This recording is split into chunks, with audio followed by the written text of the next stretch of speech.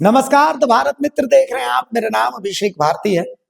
Cabinet ने पेशा नियमावली को मंजूरी दे दी। अब सबके मन में ये सवाल है कि इस पेशा नियमावली में है क्या, इससे क्या असर पड़ने वाला है। अखबारों में तो आपने सब कुछ पढ़ लिया, लेकिन मैं आपको वो बताऊंगा जिसके बारे में कोई बात नहीं कर रहा है कि भाई पेशा नियमावली, मान लिया कि आप आदिवासी नहीं है, आप मूलवासी हैं, आपके नाम के आगे महतो लगा हुआ है, आपके नाम के आगे भारती लगा हुआ है, आपके नाम के आगे साहू लगा हुआ है, तो आप जो है, आप पर इसका क्या असर पड़ने वाला है, आपके मन में भी होगा ना। चलिए पेशा को पहले समझ लेते हैं, इसको समझना बेहद जरूरी है। पेशा यानी panchayat extension to scheduled areas act 1996 Bharat की 5वीं अनुसूची के क्षेत्रों में यह लागू है, जो अनुसूचित जनजातियों के लिए स्वशासन प्रदान करता है।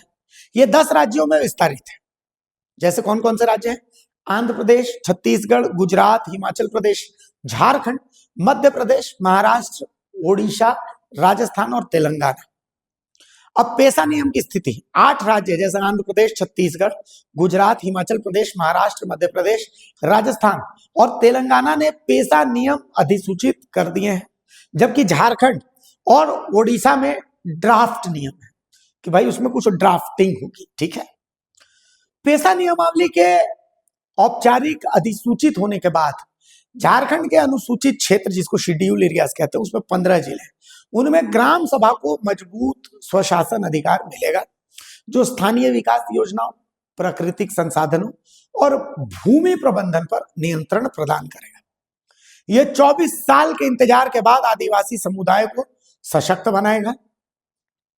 ग्राम सभा के प्रमुख अधिकार जैसे खनन पट्टा, भूमि अधिग्रहण और परियोजनाओं के लिए सहमति इसमें मुख्य है।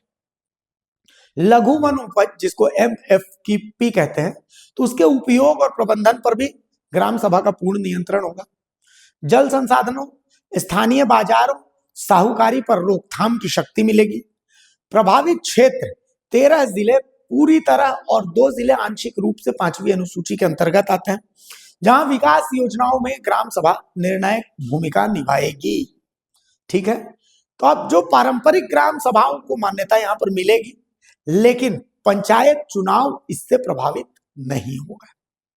अब इसका कार्यान्वयन की जो प्रक्रिया वो समझिए कि कैबिनेट ने 23 दिसंबर 2025 को नियम मंजूर किया, अधिसूचना जारी हो जाएगा, गैजेट जारी हो जाएगा और इसके साथ ये लागू हो जाएगा। इससे आदिवासी स्वशासन मजबूत होगा, लेकिन जो BNS के छोटे मामलों पर भी सुनवाई की शक्ति ग्राम सभा को होगी। इसके अलावा भी इसमें बहुत सारी चीजें हैं, चूंकि पेशा कानून को समझना बहुत जरूरी है। तो पेशा नियमावली जो है वो लागू होने के बाद झारखंड के अनुसूचित क्षेत्रों में, गांव में शराब दुकानें, देसी या विदेशी, ये ग्राम सभा की अनुमति के बिना नहीं खुल सकेंगी, ये संचालित भी नहीं हो सकेंगी। ग्राम सभा को शराब की बिक्री, उत्पादन और उपभोग पर नियंत्रण मिलेगा, जिससे अवांछित दुकानों को बंद कराया जा सकेगा। ग्राम सभा की शक्तियां देसी विदेशी शराब दुकानों केवल ग्राम सभा की मंजूरी से ही संचालित होंगी और ग्राम सभा के निर्णय की अवहेलना पर दुकानें बंद हो जाएंगी। स्थानीय शराब निषेध या विनियमन का अधिकार इसमें होगा, जिसमें चावल से बनी शराब शामिल है। अब इसका प्रभाव यह होगा कि आदिवासी क्षेत्रों में शराब की बिक्री पर स्थानीय नियंत्रण को मजबूत कर देगा। लेकिन राज्य की नई आबकारी नीति 2025 के लाइसेंस प्रक्रिया के साथ इसका समन्वय अब जरूरी होगा कि जिन लोगों ने गांवों में लाइसेंस ले लिया है, इतना पैसा लगा दिया, तो फंस जाएंगे। तो ग्राम सभा छोटी चोरियां और सामाजिक मुद्दे पर भी इसमें नजर रख सकेगा। ठीक है, ये तमाम चीजें होंगी। अब पेशा नियमावली लागू होने के बाद झारखंड के अनुसूचित क्षेत्रों में बालू, रेत, जिसको लघु खनिज भी कहते हैं, इसका खनन ग्राम सभा की पूर्व सहमति अनिवार्य हो जाएगी इसके लिए, क्योंकि बालू लघु खनिज है, माइनर मिनरल है। इसीलिए राज्य सरकार द्वारा बालू घाटों का आवंटन या नीलामी अब ग्राम सभा की मंजूरी के बिना हो ही नहीं सकेगा, जिससे अवैध खनन पर रोक लगेगी, ऐसा माना जा रहा है। ग्राम सभा की भूमिका भी समझिए कि बालू घाट आवंटन से पहले ग्राम सभा से आपको परामर्श और सहमति जरूरी होगी। खनन पट्टा, लीज और पर्यावरणीय मंजूरी पर ग्राम सभा का नियंत्रण होगा। खनन से होने वाली आय का हिस्सा गांव को वापस मिलेगा। अब वर्तमान स्थिति क्या है? झारखंड हाईकोर्ट ने पेशा नियम अधिसूचना तक बालू घाट आवंटन पर रोक लगाई हुई है। अब चूंकि पेशा नियमावली जो है वो कैबिनेट से स्वीकृत हो गई है, तो इसके बाद अब माना जा रहा है कि ये नीलामी पर रोक जो है वो हट सकती है। इससे आदिवासी क्षेत्रों में सतत खनन सुनिश्चित हो जाएगा। तो अब अगली सुनवाई का इंतजार है। तो उम्मीद ये जताई जा रही है कि अब बालू घाटों पर जो रोक है नीलामी पर वो खत्म हो जाएगा। अब पेशा नियमावली लागू होने के बाद झारखंड के मूलवासियों का क्या होगा? तो भाई जो ग्राम सभाएं हैं उनमें तो मूलवासी भी होंगे ना। तो जल, जंगल, जमीन और स्थानीय संसाधनों पर नियंत्रण कहा जा रहा है कि मजबूती मिलेगी, जिससे उनकी स्वायत्ता बढ़ेगी। लेकिन ये सिर्फ आदिवासियों के लिए। सवाल है कि मूलवासी का क्या होगा? आदिवासी ग्राम सभा में होंगे तो भूमि हस्तांतरण पर रोक भी लगेगी, विकास योजनाओं में उनकी निर्णायक भूमिका भी सुनिश्चित होगी।